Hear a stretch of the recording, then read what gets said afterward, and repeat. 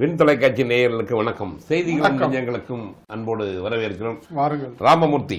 வாங்க. இன்னைக்கு பரபரப்பான செய்தி பார்த்தீங்கன்னா, நேற்று எல்லாமே ஆகணும்னு எதிர்பார்த்தது தான். எப்போ டெல்லி தேர்தல் வந்து இன்னொரு தேர்தல் வரணுமே. ஆமா, ஈரோடு இடைத்தேர்தல். ஆமா, ஈரோடு மக்கள் ஜெகஜோதியா கொண்டாடுறாங்களாம். வந்துருச்சு இடைத்தேர்தல் போட்டு. ஆமா, அவங்களுக்கு 2வது இடைத்தேர்தல் இது ஆட்சி. இந்த இதுலயே 2வது இடைத்தேர்தல். அது என்ன அப்படின்னு பாத்தீங்கன்னா, பிப்ரவரி 5 வந்து ஓட்டுப்பதிவு, 8 வந்து வாக்கு எண்ணிக்கை அப்படின்னு சொல்லி இது பண்ணிருக்காங்க. 2021 வந்து ஈரோடு சட்டசபை தேர்தலில் வந்து திருமகன் ஈவேரா வந்து போட்டியிட்டு வெற்றி பெற்றாரு. அதன் பிறகு ஒரு உடல்நல குறை காரணமா 2023 ஜனவரி மாதம் நினைக்கிறேன் அதுல வந்து அவங்க இறந்தாங்க. அதன் பிறகு வந்து இடைத்தேர்தல் நடந்துச்சு. அது பிப்ரவரி. அதுலதான் வந்து இவிகேஎஸ் இளங்கோவன் வந்து போட்டியிட்டாரு. கூட்டணி கட்சி சார்பா காங்கிரஸ்ல வந்து இது பண்ணி போட்டிட்டு இருந்தாரு. அந்த இடைத்தேர்தலே ஒரு பெரிய பரபரப்பா தான் இருந்துச்சு. அதுல வந்து மக்களை கொண்டு போய் இது பண்றது போறது வரது அப்படின்னா வந்து பட்டியல் அடைச்சாங்க. மக்களை பட்டியல் திருமங்கலம் ஃபார்முலா போய் ஈரோடு கிழக்கு தொகுதி ஃபார்முலா அப்படிங்கிற மாதிரி வந்து சொல்லிக்கிட்டு இருந்தாங்க. கொங்கு மண்டலத்துல ஒரு பரபரப்பா இருக்குது. ஆமா, கொங்கு மண்டலம் பொதுவாவே பரபரப்பு. இப்ப ஒரு பக்கம் அரசியல்வாதிகள் வந்து பாஜக அதுதான் சொல்ல வர்றேன். கொங்கு மண்டலத்துல வந்து மீண்டும் பரபரப்பு வந்துருச்சு. ஆமா, கொங்கு மண்டலம் திருப்பும் பரபரப்பு. ஆமா, இப்ப வந்து பாத்தீங்கன்னா வேட்புமனு வந்து 10ஆம் தேதி. ஆமா, நாளை மறுநாள். ஆமா, நாளை மறுநாள் வந்து தொடங்க போறாங்க. ஆமா, 17 மனு தாக்கல் கடைசி நாள் நிறைய பண்றாங்க. பரிசீலனை வந்து 18ஆம் தேதி. ஆமா, பொங்கல் அப்ப பரிசீலனை நடக்குது. ஆமா, வாபஸ் பெற வந்து 20ஆம் தேதி சொல்லிட்டு வாக்குப்பதிவு 5ஆம் தேதியும் வாக்கு எண்ணிக்கை வந்து 8ஆம் தேதி நடக்க போறது. இதுல என்ன விசேஷம்னா, அதிமுக என்ன பண்ண போகுது? அதிமுக என்ன 11 நாங்க முடிவு பண்ணோம் இருக்காங்க. ஆமா, அதனால வந்து 11ஆம் தேதி வந்து மாவட்ட செயலாளர்கள் கூட்டத்தொச்சு பண்றாங்க. ஆனா அது ஏற்கனவே வந்து என்ன அப்படின்னாங்க, இப்ப இந்த இவிகேஎஸ் வந்து இளங்கோவன் இடைத்தேர்தல் என்னாருங்களா, அதுல நிக்கும் போது வந்து 2023 வந்து அதிமுக நின்னுது. இடைத்தேர்தல் வந்து அவங்க வந்து பிஜேபி கூட்டணி இவங்க எல்லாம் ஒன்னா நின்று வந்து இது பண்ணிருந்தாங்க. அதுல வந்து கிட்டத்தட்ட 49,000 வாக்குகள் பெற்றிருந்தாங்க. கிட்டத்தட்ட ஒரு 50,000 வாக்கு பெற்றிருந்தாங்க. ஆனா வந்து திமுக, அதாவது காங்கிரஸ் வந்து கிட்டத்தட்ட 1,10,000 ஓட்டு வாங்கி வந்து வெற்றி பெற்றாங்க. இப்ப வந்து அதிமுக பிஜேபி தனித்தனியா இருக்குது. இப்ப என்ன பண்ண போறாங்க அப்படின்னு சொல்லி அண்ணாமலை சொல்லியிருக்காரு, பாஜக கூட்டணி போட்டியிடும். ஈரோடு கிழக்கு தொகுதி சட்டமன்ற தேர்தலில் பாஜக கூட்டணி நிச்சயம் போட்டியிடும். சரிங்க. இது குறித்து அவர் சென்னையில் செய்தியாளர்களிடம் பேசும்போது, ஈரோடு கிழக்கு தொகுதி இடைத்தேர்தல் இந்திய ஜனநாயக கூட்டணி போட்டியிடும். வேட்பாளர் யார் என்பது குறித்து பாஜக தலைமை முடிவு செய்யும். அது தமிழ்நாடு இது கூட புதன்கிழமை வந்து கூட்டம் போடுறாங்க. இன்னைக்கு கூட்டம் போட்டு யார் இந்த இது, ஏன்னா குறிப்பா வந்து இன்னைக்கு வந்து பாஜக மேலிட பொறுப்பாளர் சுதாகர் ரெட்டி, அதே போல பாஜக அண்ணாமலை, மத்திய இணையமைச்சர் எல் முருகன், முன்னாள் மாநிலத்தில் தமிழிசை சவுந்தரராஜன், பொன் ராதாகிருஷ்ணன், மூத்த தலைவர்கள்லாம் இன்னைக்கு வந்து பேச போறாங்க. ஏன்னா ஒரு பக்கம் அதிமுக வந்து எங்க போகுதுன்னு சொன்ன இடத்துல, ஏன்னா விக்கிரவாண்டி தேர்தலை பகுதியே இவங்களும் இதுல வந்து இடைத்தேர்தல் வந்து புறக்கணிப்பாங்களா அப்படிங்கிற ஒரு கருத்து இருந்தா கூட பாக்கலாம். மாவட்ட செயலாளர்கள் கூட்டம் கூடி நாங்க வந்து அதுக்கு இவங்களும் வந்து காங்கிரஸ் தொடர்ந்து வந்துட்டதுனால அவங்க என்ன சொல்றாங்கன்னா, நாங்கள் மீண்டும் போட்டியிடுவோம் அப்படின்னு யாரு செல்வபிரந்தை சொல்லியிருக்காரு. நம்ம காங்கிரஸ் கட்சி தலைவர். திமுகவிலும் என்ன அப்படின்னு பாத்தீங்கன்னா, நம்ம போட்டி இல்லாமா அப்படின்னு நீண்ட காலமா வந்து அந்த தொகுதி வந்து இதுல வந்து இது என்னன்னா, இவிகேஎஸ் உடைய இன்னொரு மகனை வந்து சொல்லியிருக்காங்க. இந்நேரம் சென்டிமெண்டா அவங்க யோசிச்சுட்டு இருக்கிறாங்க. ஏன்னா அந்த இடத்துல வந்து தொடர்ந்து 2 இழப்புகளை சந்தித்து விட்டு மீண்டும் அந்த தேர்தலா அப்படின்னு ஒரு பக்கம் போயிட்டு இருக்குது.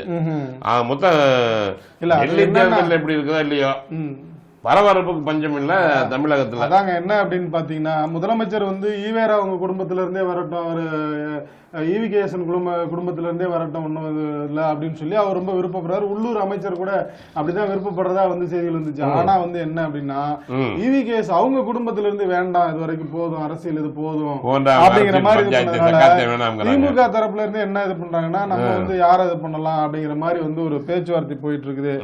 இவங்க அதுக்கு நடுவில் காங்கிரஸே மீண்டும் போட்டியிடும் அப்படிங்கிற மாதிரி சொல்லி இருக்கிறாங்க. அது ஒரு பக்கம் பாத்தீங்கன்னா, எப்படி ஈரோடு வந்து கிழக்கு தொகுதிக்கு இடைத்தேர்தல் அறிவிச்சாங்களோ அதே மாதிரி டெல்லிக்கும் வந்து தேர்தல் அறிவிச்சிருக்கிறாங்க.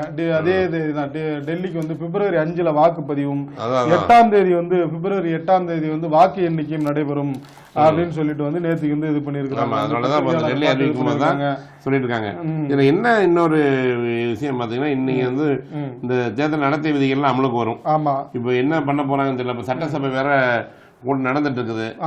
ஆளுநர் உரையோட தொடங்குனது. அதுல வந்து அந்த தொகுதிக்கு குறிப்பிட்ட அந்த தொகுதிக்கு தானே வந்து வளர்ச்சி திட்டங்கள் கூடாது அப்படின்னு தானே இது பண்ணுவாங்க. கண்டிப்பா அதான் இது முடிஞ்ச உடனே கூட்டம் போட்டு இவங்க என்ன போய் வேலை பார்த்தாருமில்ல. ஆமா, இல்ல அதுக்கு வந்து நேற்றுக்கு வந்து தேர்தல் கமிஷன் வந்து இது பண்ணிருக்காங்களே என்ன அப்படின்னு கேக்குறாங்கன்னா, பிப்ரவரி 5 சட்டசபை தேர்தல் நடக்கிறது. இதற்கு சில தினங்கள் முன் மத்திய பட்ஜெட் தாக்கல் செய்யப்பட உள்ளது அப்படின்னு சொல்லி வந்து நேற்றுக்கு வந்து டெல்லியில வந்து தேர்தல் ஆணையர்கிட்ட செய்தியாளர்கள் கேள்வி கேட்கிறாங்க. அதுக்கு வந்து அவர் என்ன சொல்றாரு அப்படின்னா, தேர்தலில் அனைத்து கட்சிகளுக்கும் சரிசமமான களம் வேண்டும். எனவே பட்ஜெட்டில் டெல்லிக்குன்னு வந்து பிரத்யேகமான அறிவிப்பு இருக்கக்கூடாது அப்படின்னு சொல்லி மத்திய அமைச்சரவை செயலருக்கு கடிதம் எழுதியிருக்கோம். அதனால வந்து அவங்க ஃபாலோ பண்ணுவாங்க அப்படின்னு சொல்லி வந்து தேர்தல் ஆணையர் சொல்லியிருக்காங்க. அதே தான் இங்கேயும் வந்து பொருந்தும் அப்படிங்கிறது. ஈரோடுக்குன்னு தனியா எந்த திட்டங்களும் அறிவிக்காம மற்றபடி பொதுவா அது பண்ணுவாங்க.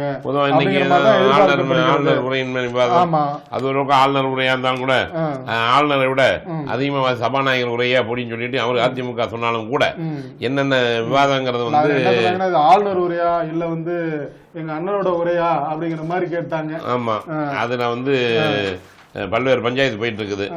இதுல இன்னுமே வந்து தமிழகத்துல வந்து பரபரப்பாக பேசக்கூடிய ஒரு முக்கியமான ஒரு விஷயம் இருக்கு. குறிப்பா டங்ஸ்டன்.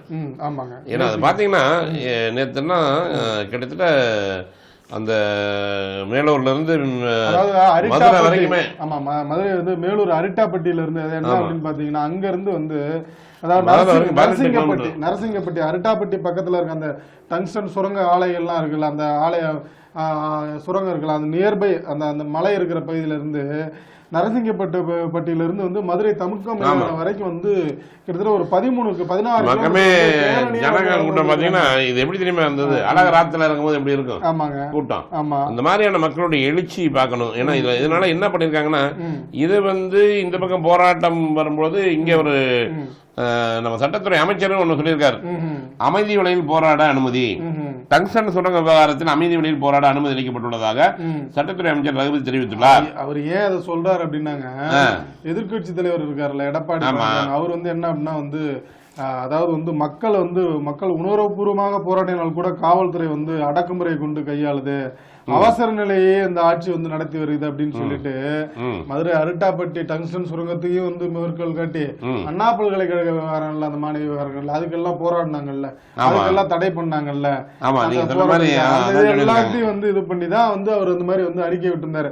அதை ஒட்டிதான் வந்து சட்டத்துறை அமைச்சர் என்ன சொல்லியிருக்காரு, இல்ல டங்ஸ்டன் வந்து சுரங்க விவசாயிகள் பேரணிக்கு வந்து நாங்க வந்து சட்டப்படி அனுமதி கொடுத்திருக்கோம் அப்படின்னு சொல்லி வந்து அவர் நீங்க சொன்ன மாதிரி அந்த அனுமதி சொல்லியிருக்காரு. நீங்க எடப்பாடி பழனிசாமி சொன்னது மதுரை அரிட்டாப்பட்டியில் டங்ஸ்டன் சுரங்கம் அமைக்க எதிர்ப்பு தெரிவித்து லட்சக்கணக்கான பொதுமக்கள் நடைபெறும் பயணத்துக்கு காவல்துறை அனுமதி மறுத்து திமுக அரசு கண்டனம். எதிர்கட்சி தலைவர் சமூகம் சொல்றாரு அவரு. நீங்க சொன்ன மாதிரியே சொல்லிட்டு அதே மாதிரி பாஜகவுடைய தலைவர் அண்ணாமலையும் சொல்லியிருக்காரு. அண்ணாமலை சென்னையில் சொல்லும்போது சொன்னாரு, ஆளுங்கட்சி போராட்டம் நடத்துகிறது, அதாவது நேற்று இவருக்கு ஏற்ற மாதிரி ஆளுநருக்கு எதிர்கட்சிகள் போராட்டம் நடத்தினா வந்து நீங்க வந்து அனுமதி மறுக்கிறீங்க, ஆளுங்கட்சிக்கு கைது பண்றீங்க வந்து இது பண்றீங்க. அதாவது வந்து எதிர்கட்சி சார்பில் வந்து அதிமுக, பாஜக, பாமக, நாம் தமிழர் எல்லாம் வந்து இது பண்ணாங்க. அவங்க வந்து வேனை விட்டு கூட இறங்காம அப்படியே வந்து கைது பண்ணிட்டு போனீங்க. இவங்களுக்கு மட்டும் எப்படி வந்து பர்மிஷன் கொடுத்து ஸ்டேஜ் மாதிரி போட்டு ஸ்பீக்கர் எல்லாம் பேசுறாங்களே, எப்படி அனுமதி காவல்துறை அப்படின்னு சொல்லி ஒரு கேள்வி கேட்டு சட்டசபையில் நடந்த விவகாரத்துக்கு வந்து இது பண்றாரு. அதாவது வந்து இவங்க ஆளுநரை வந்து பகடைக்காயா பயன்படுத்தி இந்த மாநில விவகாரத்தை மறைக்கிறாங்க, வேற ஒரு பக்கம் திசை திருப்புறாங்க அப்படின்னு சொல்லி வந்து பேசியிருக்கிறாரு. அதுலதான் வந்து அந்த டங்ஸ்டன் சுரங்கத்துக்கு இது பண்ணிருக்காரு. அதுல என்ன சொல்றாரு அப்படின்னா, மத்திய அரசு ஏற்கனவே வந்து அந்த திட்டத்தை வந்து நாங்க தற்காலிகமா ரத்து பண்றோம், அதை வந்து இவங்க வந்து செயல்படுத்தாம காலம் தாழ்த்தி வந்துட்டு மக்களை வந்து இந்த அளவுக்கு போராட்ட அளவுல கொண்டு போயிட்டாங்க தமிழக அரசு அப்படின்னு சொல்லி இது பண்றாங்க. அதை ஒட்டிதான் நேற்றுக்கு அவங்களும் இது பண்ணிருக்காங்க. என்ன அப்படின்னா, அதாவது வந்து அரசிதழில் வெளியிடணுங்க அந்த திட்டம் ரத்து செய்யப்பட்டு அரசு கண்டிப்பா எதிர்பார்க்கலாம்னு நினைக்கிறாங்க. ஏன்னா வந்து நேற்றுக்கு பெரிய பரவல் பரபரப்பாச்சு, எப்படி வந்து கொடுத்திருப்பாங்க அதிகாரிகள், உளவுத்துறை அதிகாரிகள் எப்படி கொடுத்திருப்பாங்க. அதனால வந்து இன்னைக்கு வந்து அது அரசியல் வெளியாகிறதுக்கு வாய்ப்பு இருக்கும் அப்படின்னு சொல்லி எல்லாரும் நம்புறாங்க ஒரு பக்கம். அதோட என்ன அப்படின்னா நேத்துக்கு வந்து 48 கிராம மக்களுங்க அந்த வந்து கிட்டத்தட்ட வந்து அது ஒரு குறிப்பிட்ட லெவல் வரைக்கும் வந்து இது பண்ணி மதுரை தமுக்க மைதானம் வரைக்கும் இது பண்ணியிருந்தாங்கல்ல. அதாவது ஒத்தக்கடையில இருந்து வந்து வாகனி பேரணி வழங்கிய நிலையில வந்து அப்படியே நடைபெணமா வரும்போது வெள்ளரிப்பட்டி அப்படிங்கிற கிராமத்துக்கு வரும்போது வந்து லேசா வந்து போலீசார் பண்ணிட்டாங்க. ஆமா, அதன் பிறகு வந்து மதுரை தமுக்கம் தந்தி அலுவலகம் வரைக்கும் வந்து அப்படியே ஆர்ப்பாட்டம் நிறைவேற்றுதுங்க. இதை ஒட்டிதான் நேற்றுக்கு மதுரையில ஒரே பரபரப்பாயி என்ன சொல்றாங்க அப்படின்னா அதுல பாத்தீங்கன்னா அரிட்டாப்பட்டி வந்து அனுமதி மறுத்து 48 கிராமங்களையும் பாதுகாக்கப்பட்ட பல்லுயிர் பெருக்க மண்டலமாக அறிவித்து சிறப்பு தீர்மானம் தமிழக அரசு ஏற்ற வேண்டும் அப்படின்னு சொல்லி வந்து நேற்றுக்கு பொதுவாக கோரிக்கை விடுத்திருக்காங்க. அதோட அரசு வந்து இதழிலேயே வந்து வெளியிடணும், அந்த திட்டம் ரத்து செய்யப்பட்டது அப்படின்னு சொல்லி வந்து நேற்றுக்கு வந்து மதுரையில வந்து சொல்லி இது ஒரு பரபரப்பு இருந்தா கூட இந்த மாதிரி இந்த கல்வித்துறை விவகாரம் பாத்தீங்கன்னா பயங்கர சூடு பிடிக்கனே சொல்லலாம். இந்த துணைவேந்தர் நியமனத்தில் கவர்னருக்கு அதிகாரம் கொடுத்திருக்குது யாரு? யுஜிசி. அதனால கொடுத்தோம்னா தர்மேந்திர பிரதான் வந்து நேற்றுக்கு வந்து ஒரு இது வச்சிருந்தாங்க. துணைவேந்தர்களை நியமிப்பதில் மாநில கவர்னருக்கு பரந்த அதிகாரம் வழங்கப்பட்டுள்ளது. அதாவது துணைவேந்தர் நியமனத்துக்கு தேர்தல் குழுவை பல்கலைக்கழக வேந்தரான கவர்னரே நியமனம் செய்ய வேண்டும். தேர்தல் குழுக்களை கவர்னரே அமைக்க முடியும் என்பதால் கவர்னர் நினைத்த ஒருவரை துணைவேந்தராக நியமனம் செய்ய முடியும். அதாவது என்ன அப்படின்னாங்க, மாநில அரசால வந்து நிர்வகிக்கிற பல்கலைக்கழகம்லாம் இருக்குல்ல, அதுல வந்து ஏற்கனவே கவர்னர், அரசு பிரதிநிதி, தமிழக அரசு பிரதிநிதி, அப்புறம் சிண்டிகேட் மெம்பர்லாம் இருக்காங்கல்ல, இவங்கெல்லாம் வந்து இடம்பெறுவாங்க. இதுல வந்து என்ன அப்படின்னா பல்கலைக்கழக மானிய குழு உறுப்பினரையும் சேர்க்கணும்னு சொல்லி வந்து ஆளுநர் வந்து கோரிக்கை விடுத்துக்கிட்டே இருந்தாரு, கேட்கல. அதனால என்ன பண்ணுங்க, இதனால வந்து மாநில பல்கலைக்கழகங்களை புரிந்து கொண்ட தகுதியான நபர்கள் கிடைக்க மாட்டார்கள் எனவும் யுஜிசி விரும்பும் நபரை மாநில அரசு நிதியில் நடத்தப்படும் பல்கலைக்கழகின் உயர் பதவியில் அமர்த்தி மாநில கட்டமைப்பை சிதைக்க செய்துவிடும் வந்து இவர் இந்த இவங்க யுஜிசி பண்ணதுனால வந்து மாநிலத்தோட கல்வி கட்டமைப்பு சீரமைக்க அதாவது வந்து சீரழிந்து விடும் அப்படின்ற மாதிரி வந்து இவங்க இது பண்ணிருக்காங்க. அதுல என்ன அப்படின்னா முதல்வர் கடுமையான எதிர்ப்பு தெரிவிச்சிருக்காரு. என்ன சொல்லிருக்காருன்னா அரசியல் சட்ட ரீதியான போராட்டத்தை தமிழ்நாடு முன்னெடுக்கும். துணைவேந்தர் நியமனத்தை கவர்னருக்கு அதிகாரம் அளிக்கும் யுஜிசி அறிவிப்புக்கு முதலமைச்சர் மு க ஸ்டாலின் கடும் எதிர்ப்பை தெரிவித்துள்ளார். மேலும் இதனை எதிர்த்து அரசியல் சட்ட ரீதியான போராட்டத்தை தமிழ்நாடு முன்னெடுக்கும் என இதுல என்ன அப்படின்னா அந்த துணைவேந்தரை வந்து தேடல் குழுன்னு ஒண்ணு இருக்குங்க. துணைவேந்தரை வந்து ஒரு பல்கலைக்கழகத்துக்கு துணைவேந்தர் தேடல் குழு, அதுல வந்து மாநில அரசோட பிரதிநிதி இருந்திருப்பாங்க. இவங்களை இது பண்ணுங்க, கல்வியாளர் இவங்களை வந்து பரிந்துரை பண்ணுங்க அப்படின்ற மாதிரிலாம் இது பண்ணாங்க. இப்ப அந்த மாநில அரசோட வந்து பிரதிநிதி வந்து நீக்கிட்டாங்க யுஜிசி பல்கலைக்கழக மானிய குழு அந்த இதுல. அதனால வந்துதான் இந்த பிரச்சனை வந்து இப்ப வெடிச்சிருக்குது. அதாவது என்னன்னா மாநில அரசு பிரதிநிதி நீக்கியதுடன் வேந்தர் தலைமையிலான குழுவில் யுஜிசி பிரதிநிதி பல்கலைக்கழகின் செனட் அல்லது சிண்டிகேட் குழுவின் பிரதிநிதி மட்டுமே இடம்பெறுவார்னு சொல்லி அந்த திருத்தி வெளியிட்டு இருந்தாங்கல்ல நேற்றுக்கு உயர்கல்விக்கான வரைவு கொள்கை, அது மத்திய அரசு அதை வந்து அதுல வந்து இந்த மாதிரியான விவகாரங்கள்லாம் போட்டிருக்காங்க. இதனால என்ன சொல்றாங்க அப்படின்னா அதோட வந்து பொது நிர்வாகம், பொது கொள்கை அல்லது பொதுத்துறை நிறுவனங்களில் குறைந்தபட்சம் 10 ஆண்டுகள் மூத்த நிலை பணி அனுபவம் பெற்றவர்களும் வந்து துணைவேந்தராகலாம் அப்படின்னு சொல்லி. முன்னாடி என்ன அப்படின்னு பாத்தீங்கன்னா ஒரு இலங்கையில ஏதாவது ஒரு படிச்சிருப்பாரு, இல்ல முதுகலையில ஏதாவது ஒரு பாடப்பிரிப்பு, அந்த பாடப்பிரிப்பு படிச்ச மட்டும்தான் அந்த வந்து சிலபஸ் எடுக்கணும் அப்படின்னு. இப்ப அப்படி கிடையாது. ஜென்ரலா வந்து நீங்க ஒரு பட்டப்படிப்பு படிச்சு ஒரு ஆராய்ச்சி படிப்பு இது பண்ணீங்கன்னா அதுல வந்து நீங்க என்ன பாடத்தை செலக்ட் பண்ணி அதை கூட நீங்க வந்து பாடமா எடுக்கலாம் அப்படின்ற மாதிரியான இதுகள்லாம் கொண்டு வந்து இது பண்ணி ஒரு பொருத்தமான பேர் தான் வச்சிருப்பாங்க தேடல். சரிங்க. ஏன்னா இப்ப நம்ம கோயம்புத்தூர் இப்படி கொங்கு மண்டல பரவாயில்ல பஞ்சமலைன்னு சொன்னீங்க. ஆமா ஆமா. எலெக்ஷன். ஆமா. அது மாதிரி அங்க ஒரு பல்கலைக்கழகம் இருக்குது. ஆமா. பாரதியார் பல்கலைக்கழகத்துல பாத்தீங்கன்னா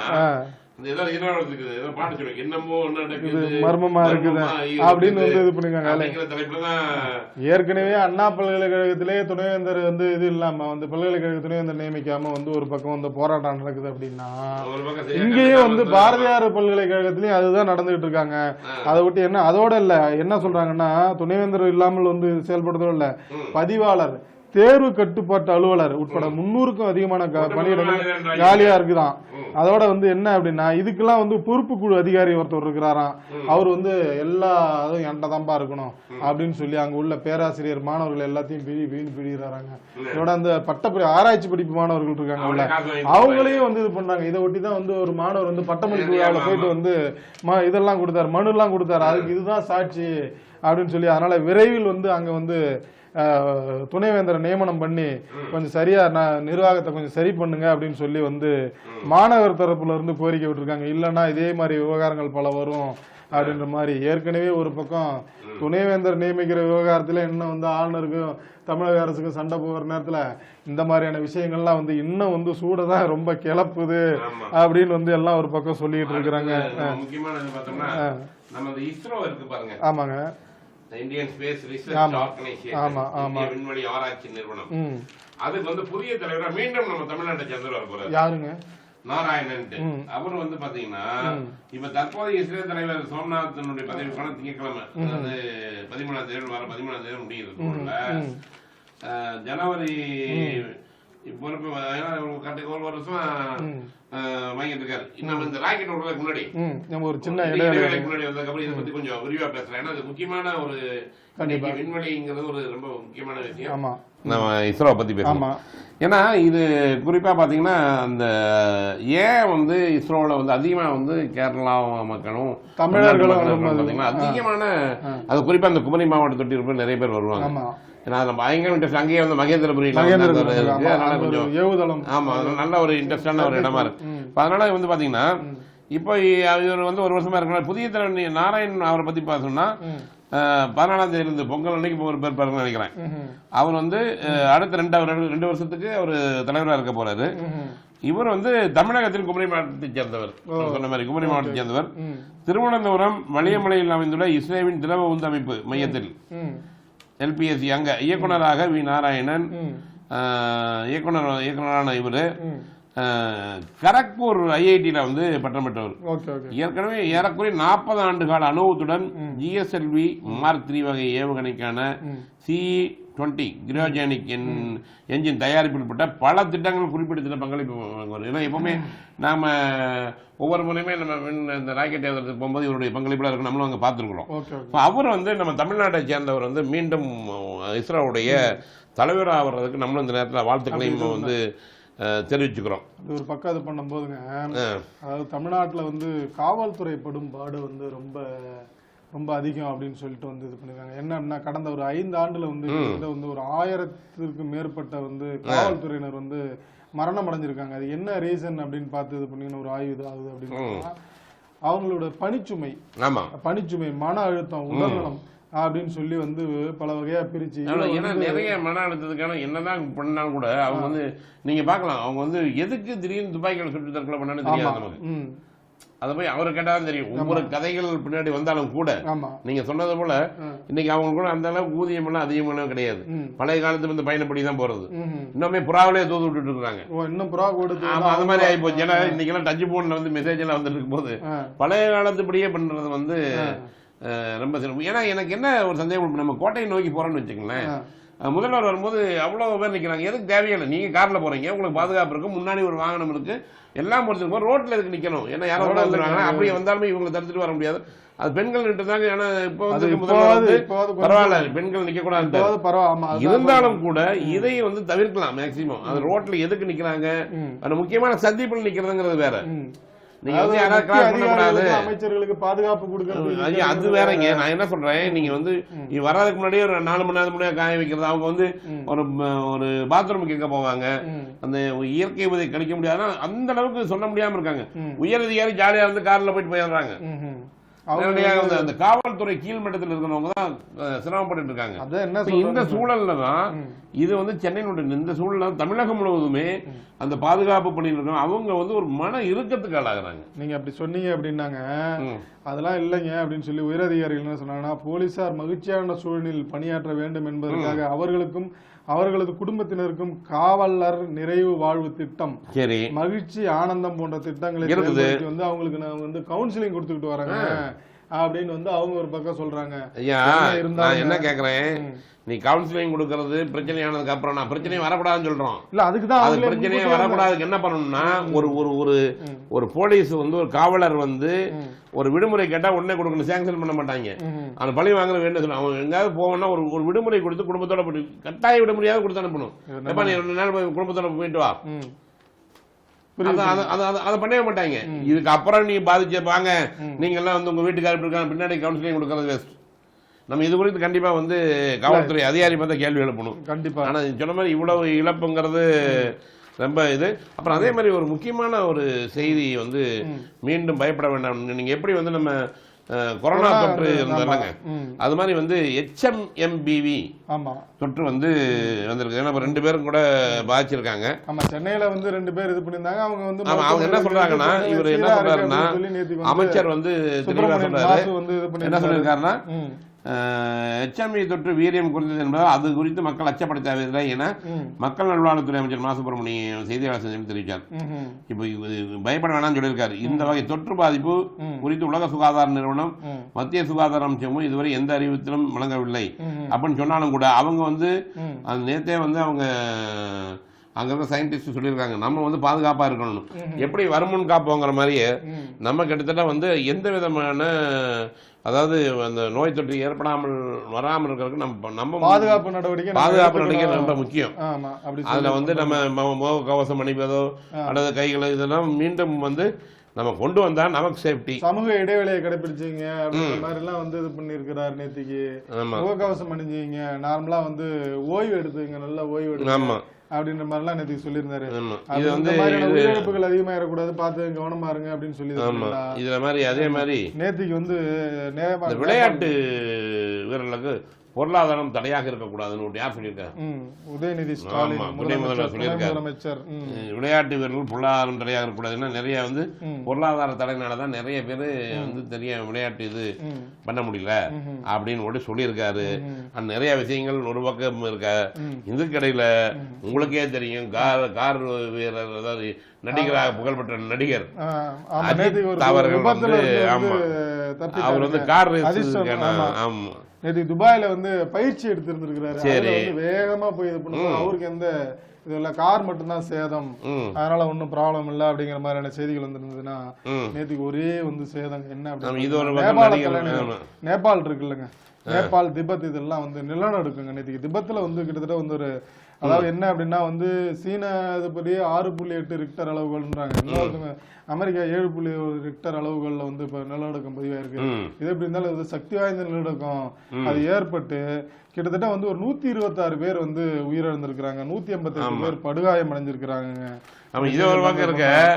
இந்த நீங்க இந்த பரபரப்பு முடியறதுக்குள்ள இந்த எப்பவுமே இந்த பாலியல் வன்கொடுமை பத்தி பேசிட்டு இருந்தாங்க பாருங்க. ஏடிஎம்கே அண்ணா நகர் பத்தி, அண்ணா நகர் பாத்தீங்கன்னா வேற மாதிரி ட்ராக் போகுது. அங்க வந்து பெண் போலீஸ் இன்ஸ்பெக்டர் கைது, அதிமுக வட்ட செயலாளர் சிக்கனான்னு வருது. இங்க என்ன நடக்குது எல்லாமே ஒரு விதத்துல எல்லா கட்சிக்காரும் சேர்ந்துருவான் போல தெரியுது. ஆமா எல்லாமே பாலியல் வன்கொடுமையில இது ஒரு மோசமான ஒரு சூழல் இருந்தாலும் தமிழகத்துல வந்து முதல் முறையாக ஒரு வேலை பண்ணிருக்காங்க. சுற்றுலாத்துறையை பொறுத்த வரைக்கும் மிகப்பெரிய ஒரு விஷயம் பண்ணிருக்காங்கன்னே சொல்லலாம். நீங்க இந்த கேரளாவில் அந்த அலப்பியில எல்லாம் பார்க்கலாம். இந்த கப்பல் அது மாதிரி மிதக்கும் பாருங்க 2 அடுக்கு மிதவை உணவகம் வந்து முட்டுக்காட்டுல வந்து திறந்து வச்சிருக்காங்க. இப்போ இது வந்து நம்ம சென்னை அருகே திருப்பூர் ஒன்றியம் கிழக்கு சாலை முட்டுக்காடு படகு குழாம் உள்ளது. அங்க வந்து சுற்றுலா மேம்பாடு சார்பா வந்து 2 அடுக்குது அழகா போயிட்டு அமைச்சர் வந்து சுற்றுலாத்துறை அமைச்சர் பனைமரத்துப்பட்டி ராஜேந்திரன் அவர் தான் வந்து போய் பார்த்து எல்லாம் இது பண்ணி சீக்கிரம் வந்து இது பண்ணு. ஆமா பாத்தீங்கன்னா இங்க பாருங்க என்ன உட்காந்து அங்கேயே சாப்பிட்டு இருக்கிறாங்க. அதனால ஜெகஜோதியா பண்ணுது. ஆமா சுற்றுலாக்கு எல்லாமே இல்ல அதோட என்ன அப்படின்னா நேத்திக்கு வந்து திமுக வந்து பல்வேறு மாவட்ட தலைநகரங்களை வந்து ஆர்ப்பாட்டம் நடத்தினாங்க.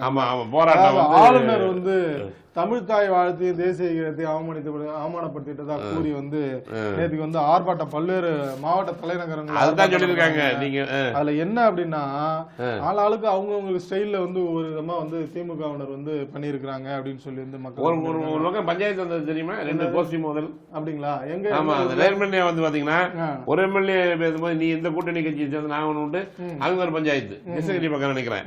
அதுல வந்து பாத்தீங்கன்னா அவங்க வந்து இந்த ஒரு முன்னாள் எம்எல்ஏவோ உள்ளியா அதுல என்ன அப்படின்னாங்க, நீங்க ஒரு பக்கம் இப்படி சொன்னீங்கன்னா அதுல வந்து கனிமொழி எம்பி நேத்தி வந்து சைதாப்பேட்டை அதுல பேசியிருக்கிறாங்க. என்ன பேசியிருக்காங்க அப்படின்னா, நாங்க வந்து இன எதிரிகளையே புறமுதுகு கட்டி ஓட விட்டவங்க, நாங்க அந்த வரலாறுலாம் எங்களுக்கு, நீங்க வந்து எங்களுக்கு தேசிய கீதத்தை கத்துக் கொடுக்கணும், இல்ல வந்து சுதந்திரத்தை நீங்க கத்துக் கொடுக்கணும், எங்களுக்கு வந்து இது ஒண்ணும் இல்ல அப்படின்னு சொல்லிட்டு அரசியல் பேச வேண்டிய தேவையும் உங்களுக்கு இல்ல, அவசியமும் வந்து அரசியல் தேவையோ உங்களுக்கு கிடையாது, அரசியல் பத்தின தேவையோ அவசியமும் உங்களுக்கு கிடையாது, அதனால வந்து நாக்கு அடக்கி கொள்ளுங்கள், நன்னடத்தையை கற்றுக்கொள்ளுங்கள் அப்படின்னு சொல்லி கனிமொழி எம்பி வந்து ரொம்ப கடுமையா எச்சரிக்கை விட்டுருக்காங்க. அதோட என்ன அப்படின்னா, ஆர்எஸ் பாரதி அவர் சும்மா இருப்பாருங்களா, அவரு ஒரு பக்கம், நாங்க வந்து இந்தியாவிலே தலை சிறந்த முதலமைச்சர் வந்து ஸ்டாலினா இருக்கிறாரு, அந்த வயிற்றுச்சல் பொறிக்க முடியாம தாங்க கவர்னர் என்னென்னவோ பண்ணி பாக்குறாருங்க, முடியல, முதலமைச்சர் சொன்னா வந்து போதும், நாங்க உடனே எதையும் நாங்க செய்து முடிப்போம் அப்படின்ற மாதிரி வந்து இது பண்ணிருக்கிறாரு. இன்டர்நேஷனல் செய்தி எல்லாம் பார்த்த முன்னாடி நீங்க ஒரு கல்யாணம் காது குத்துனா முதல்ல எடுக்கிறது நம்ம தமிழ்நாட்டை பொறுத்த வரைக்கும், நீங்க என்னதான் நடந்தாலுமே நம்ம புது ட்ரெஸ் வாங்கினா ட்ரீட் கேட்பாங்க, மது விருந்து வச்சாங்க என்ன, ஆனா தவறான பழக்கத்தை இது பண்ணிருக்காங்க. ஆமா வந்துட்டு, ஆனா மது விருந்து இசை நிகழ்ச்சி இல்லாமல் திருமணம் 21,000 குடும்பத்துக்கு அறிவிப்பான். அது எங்கன்னு நம்ம தமிழ்நாடு நினைச்சிடாதீங்க, பஞ்சாப். நீங்க அப்படி சொல்றீங்கல்ல, நீங்க இது சொன்னீங்கன்னா நம்ம பக்கத்து மாநிலம் கேரளா, அதுல வந்து என்ன அப்படின்னா வந்து மார்க்சிஸ்ட் கம்யூனிஸ்ட் அவங்க வந்து இதுக்கு முன்னாடி எல்லாம் வந்து அந்த கட்சியில வந்து மது குடிக்க வந்து தடை விதிச்சிருந்தாங்க, கட்சி நிர்வாகிகள தொண்டர்களை யாரும் மது குடினா, ஆனா இப்ப வந்து நீங்க வந்து மிதமா குடிச்சுக்கலாம் அப்படின்னு சொல்லி அவங்க இதுல பாருங்க, இது வந்து இப்படி இருக்கு பாருங்க, அதாவது பஞ்சாப் மாநிலம் 18ஆம் மாவட்டத்தில் பல்லோ கிராம பஞ்சாயத்தில் திருமண விழாக்களில் மது மற்றும் மது டிஜே இசை நிகழ்ச்சியை தவிர்க்கும் குடும்பங்களுக்கு 21,000 ஊக்கத்தொகை அறிக்கப்பட்டுள்ளது. பாருங்க, கிராமத்து பஞ்சாயத்து முடிவு. தமிழகத்திலே நிறைய இருக்காது இருக்குங்க மது அளவு, இது வந்து மதுவுக்கு வந்து அனுமதி இல்லாத கிராமங்கள் நிறைய இருக்குது.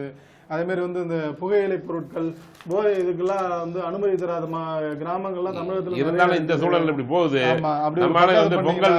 பொங்கலுக்கு எவ்வளவு டார்கெட், எவ்வளவு இதன் சூழல்ல அப்படி ஒரு பக்கம் நேற்றுக்கு நம்ம சொல்லி இருந்தீங்களா, அந்த ஆளுநர் இது அதுல வந்து இப்போ ஒவ்வொருத்தவங்க பெரம்பலூர்ல பாத்தீங்கன்னா ஆளுநர் படத்துக்கு வந்து செருப்பு மாலை போட்டு வந்து போய் காவல்துறையினர் வந்து தடுத்து இது பண்ணும்போது அவங்க 2 பேருக்கும் வந்து ஒரே முட்டலாயிடுச்சாங்க. நாங்க வந்து போறோம், நீ யார் எங்களை தடுக்க அப்படின்னு சொல்லி. அதே மாதிரி புதுக்கோட்டையிலே வந்து என்ன அப்படின்னா, ஒருத்தர் வந்து திமுக ஐடி விங் நிர்வாகி கேட்டுக்கு அவர் வந்து இந்த போராட்டத்துக்கு அழைப்பு எழுப்பும்போது என்ன பண்ணா, ரம்மி கவர்னர் அப்படின்னு சொல்லி இது பண்ணிருக்காரு. ரம்மிக்கு வந்து எல்லாம் வந்து உடனே பாஜக சும்மா இருப்பாங்களா, அவங்க ஒரு பக்கம் போய் அவங்க மேல கேஸ் கொடுக்க ஒரே பஞ்சாயத்து ஆயிடுச்சு அப்படின்னா. ராமநாதபுரத்துல ஒருத்தர் வந்து சொல்லியிருக்காருங்க, என்ன அப்படின்னா வந்து முதலமைச்சரை கண்ணை காட்டினா போதும், நாங்க வந்து ஆளுநரை வந்து அவரு கோட்டு சூட்டு எல்லாத்தையும் காட்டிட்டு அனுப்பிச்சிருவோம் பண்ணிருக்காங்க அப்படின்னு சொன்னாதான் இவங்க இந்த மாதிரி அந்த ஆர்ப்பாட்டம் பண்ணாங்கல்ல, இதுக்கு வந்து எல்லாம் எதிர்க்க வச்சிருந்தாங்கல்ல. நேற்றுக்கு அது தொடர்பா வந்துங்க பாமக வந்து ஒரு நீதிமன்றத்துல வந்து ஒரு வழக்கு தொடர்ந்துச்சு. எங்களுக்கு வந்து நீங்க வந்து பர்மிஷன் தரல, எதிர்கட்சி அதுல வந்து நாங்க அனுமதி கேட்டா 5 நாளுக்கு முன்னாடியே நீங்க வந்து இது பண்ணோம், அதான் காவல் சட்டம் சொல்லுது, காவல்துறை சட்டம் சொல்லுது அப்படின்னீங்களே, எப்படி இவங்களுக்கு மட்டும் திமுகவுக்கு மட்டும் அனுமதி தந்தீங்க அப்படின்னு சொல்லி வந்து நீதிமன்றத்துல போய் நேற்றுக்கு முறையிட்டு இருக்காங்க. உடனே வந்து நீதிபதி என்ன சொல்லியிருக்காரு அப்படின்னா, இது நீங்க வந்து ஒரு மனுவா தாக்கல் செய்யுங்க, நான் வந்து விசாரணைக்கு எடுத்துக்கிறேன் அப்படின்னு சொல்லி அந்த விசாரணை இன்னைக்கு வருது அப்படிங்கிற மாதிரி ஒரு தகவலும் அதுல இருக்குது. அப்படி பாத்தீங்க அப்படின்னா சும்மா விட்டுருவாங்களா, இவங்க வந்து அர்ஜுன் சம்பத் ஒரு பக்கம், இவங்க நீங்க தமிழ் தாய் வாழ்த்தை வந்து ஒரு அவமதிச்சிட்டாருங்க, அவரு முறையா வந்து வேறு மாநிலத்தவா இருந்தா கூட வந்து ஒரு ஆசிரியரை வச்சு அவர் வந்து தமிழ் கத்துக்கிட்டு இருக்காருங்க, தமிழ் மொழி மேல ஆர்வமா இருக்கிறாருங்க ஆளுநர், அவரை போய் நீங்க வந்து தமிழுக்கு எதிரியானவர், தமிழ் தாய்க்கு எதிரானவருங்க. அதோட இல்ல, முறைப்படி வந்து என்ன அப்படின்னா எங்க போனாலும் தமிழ் தாய் வாழ்த்து அவர் வந்து பாட வச்சுதான் இது பண்றாரு அப்படின்ற மாதிரி வந்து இவங்க சொல்லி இருக்கிறாங்க. அதோட இன்னொரு விஷயம், இந்த தோழமை சுட்டுதல்னு சொல்லி இது பண்ணீங்கல்ல, இதுக்கு மட்டும் வந்து என்ன அப்படின்னா வந்து நம்ம அந்த நாம் தமிழர் கட்சியில ஒரு நண்பர் இருந்தாருல்ல, சாட்டை துரைமுருகனா ஆமா. அவர் வந்து என்ன அப்படின்னா வந்து கடந்த காலங்களில் வந்து இது பண்ணும்போது சண்டாளன் அப்படிங்கிற ஒரு வார்த்தையை பயன்படுத்தினால ஏதோ இருந்து பதிவிட்டு இருந்தனால வந்து அவர் வந்து அரெஸ்ட் பண்ணீங்க.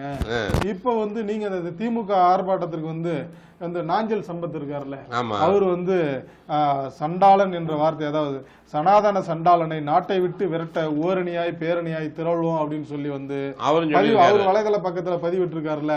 இப்ப நீங்க என்ன பண்ணீங்க, அந்த வார்த்தையை பயன்படுத்த கூடாதுன்னா வந்து இந்த துரைமுருகனை வந்து கைது பண்ணீங்க, இப்ப இவரை கைது பண்ணுவீங்களா அப்படின்னு சொல்லி வந்து இது பண்ணாங்க. நேற்று இதே வந்து பாமக தரப்புல இந்த மாதிரியான கேள்விகள் வச்சிருந்தாங்கல்ல அந்த ஆர்ப்பாட்டத்துக்கு, இதெல்லாம் அதை வச்சு என்ன பண்ணாங்கன்னா திமுக சிலர் வந்து கைது பண்ணிட்டாங்க, பேருக்கு வந்து கைது பண்ணாங்க அப்படிங்கிற மாதிரியான ஒரு தகவல் எல்லாம் வந்துருது. கேள்விப்பட்டிருக்கீங்களா? ஆமா, அதே மாதிரி குஜராத்ல ஒரு விஷயம் நடந்திருக்குது. யாரு ஆம் ஆத்மி கட்சிக்காரு பெல்டால் அடிச்சிருக்காரு. எதுக்காக? பாதிக்கப்பட்ட மக்களை காப்பாற்ற முடியவில்லையே என கதறிட்டு அவரும் அதேதான் இவரும் பண்ணாருங்க. பாதிக்கப்பட்ட இது தமிழ்நாடு பாத்துங்க, இது தமிழ்நாடு திமுக அரசுக்கு எதிராக பாரதிய ஜனதா கட்சியின் தலைவர். இது குஜராத்ல பாரதிய ஜனதா கட்சிக்கு எதிராக யார் பண்றா? ஆம் ஆத்மி பண்றா. மொத்தம் இந்த பெல்ட் சாட்டி அடிக்க மக்களை வந்து எவ்வளவு தூரம் இது பண்ண முடியுமோ பண்றாங்க. எது எப்படியோ மக்களுக்கு வந்து விடிவு காலம் பிறக்க வேண்டும், மக்களுக்கு வந்து எல்லாரும் பணியாற்ற வேண்டும். அதுக்காகத்தான் அரசாங்கம். பார்ப்போம், பொறுத்திருந்து பார்ப்போம். நாளைக்குரிய செய்திகளை நாளை களத்துல மீண்டும் நாளை சந்திப்போம். நன்றி, வணக்கம்.